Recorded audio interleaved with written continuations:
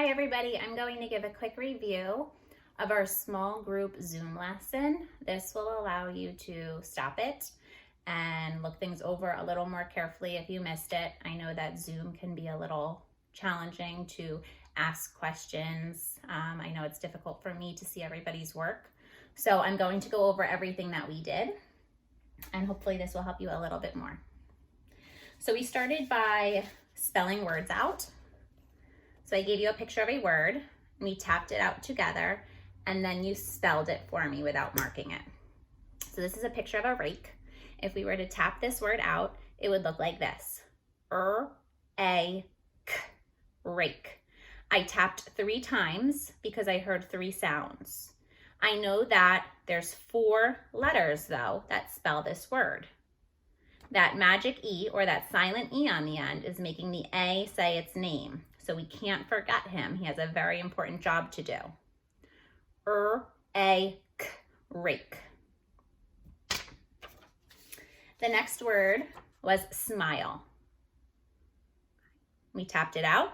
S-M-I-L, smile. Again, I hear 4 sounds, 4 taps, but I notice that there's 5 letters because that E on the end, again, is making our vowel say its name. I, smile. If we didn't have the E on the end, if we didn't write it with that E, it would say smill.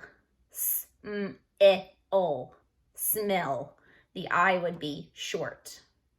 So we want to make sure we remember that E. The next word was plain. P-O-A-N, plain. 4 taps, 4 sounds. But again, we need that E on the end in order for the A to say A, that long vowel sound. If we didn't have the E, if we wrote it like this, the word would be P-O-An, plan. Like we're making a plan to do something. So we do have to remember that E because it could change the whole word. Plain. The next word was gate. G-A-T, gate. 3 taps, 3 sounds, but I heard a long A, so that tells me that I need that E on the end. Gate. If we didn't put the E, it would say G-A-T, gat. The last word was globe, which was one of our words this week. G-O-O-B, globe. 4 sounds, 4 taps, but I heard a long O sound, which tells me I need to put that E at the end. If I didn't put the E at the end, it would say G-O-B, glob, like a glob of paint. Okay. The next thing that we did was, I just reviewed what a short vowel or a closed syllable looks like compared to a vowel consonant E syllable. So first I showed the word pip. P-I-P, pip. It's a closed syllable because the I is closed in.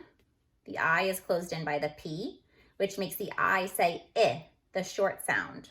So we mark it with a brev and a C below for closed. But if I were to add an E on the end, it would now become pipe. Pipe.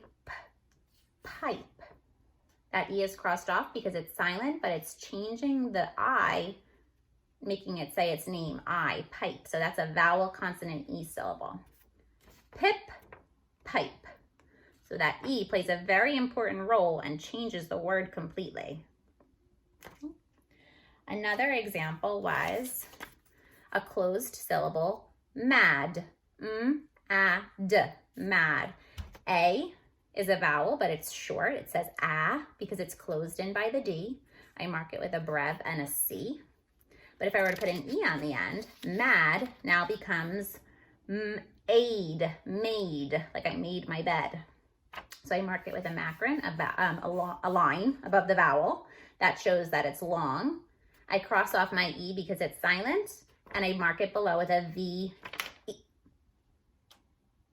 I put a VC. It's supposed to be VE, but VE, yes. Okay, so mad and made. Big difference, mad and made. Both are real words, but they are different. Okay. My last one was not. Not. It's a closed syllable. My T is closing in my vowel, making it short, so I mark it with a brev and a C. But if I were to put an E on the end, it now becomes note. The O goes from ah to O. Oat. With that silent E on the end, so we cross it off. Put a macron above the O, a straight line, and that VE because it's a vowel consonant E syllable. Not, note. Again, big difference. That E is a big helper. It likes to help its vowels out. Can't forget them.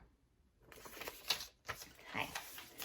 And the last thing we did in our small group was we tapped out some words and marked them up. The first word that I had you tap out was slip. S-L-I-P, slip. You should have wrote it like this. And then I asked you to mark it up. So we have S-L-I-P. If you marked it up, it should have looked like this. S-L is a blend. I is a closed syllable. It's closed in by the P. So I put a brev up top and I mark it with a C below. Slip. The next word that we did was slope. S-O-O-P, slope. I hear a long O sound, so I know there's an E on the end, even though I didn't tap that E out. S-O-O-P, slope. If I marked it up, it should have looked like this. S-L blend, long vowel O, silent E, vowel consonant E syllable. Slope. A slope is like a hill. And our last word was the challenge word. It was pretty difficult. And it was stripes, like the stripes on a tiger. So we tapped it out first like this. S-T-R-I-P. Stripe. Stripes. More than one. You should have spelled it like this. S-T-R-I-P. Stripe, stripes. If you were to mark it up, it would then look like this. You have a tri-blend in the beginning, 3 consonants, S-T-R, stir, I, a long vowel I, a silent E, that makes the I say I, so we put that straight line above, we underline the base word, we put a vowel consonant E marking below, a VE, and circle our suffix S. Stripes. You all did a great job. This was just a quick little review, just in case you missed something. I hope you have a great day. One more thing, I had a great question. Why do we call it a vowel consonant E syllable?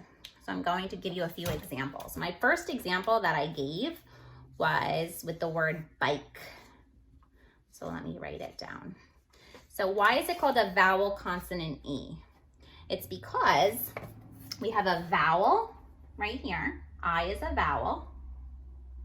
We have a consonant K and our E at the end.